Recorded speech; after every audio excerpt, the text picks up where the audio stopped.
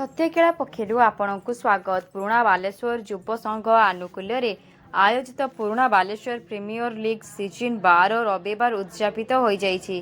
Final match NCC tiger एवं virus एकादश मध्य अनुष्ठित होइथिला। NCC team toss जीति प्रथमे बैटिंग करने को निष्पत्ति नहीं। प्रथम बैटिंग करी एनसीसी दल 9.4 ओवर रे समस्त विकेट हराई 56 रन संग्रह करथिला।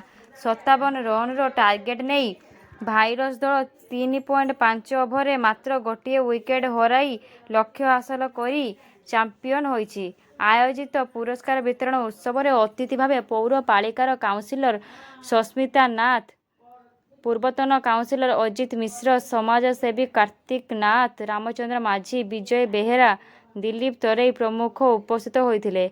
क्रिकेट खेल द्वारा शारीरिक एवं मानसिक रूप से खेलाड़ी सुस्थ अनुभव सह परस्पर मध्य भाईचारा सृष्टि होता है बोली उपस्थित अतिथि माने मत प्रकाश करथिले। विजेता टीम को 25,000 टंका सह ट्रॉफी और रनर्स अप टीम को 20,000 टंका पुरस्कार प्रदान करा जायथिला। युवक संघ सभापति मनमोहन स्वाई, संपादक सुकांत माझी, रतिकांत माझी, आशुतोष महापात्र, मनोज दास, सत्यजित बेहेरा, राजेश बेहेरा, कुमार जयदेव, देवेंद्र पात्र, उदय माझी, सुरेश दास एवं मनोज प्रमुख उपस्थित रही अनुष्ठित होइतिया समस्त मैच रे सक्रिय सहयोग करथिले। धन्यवाद।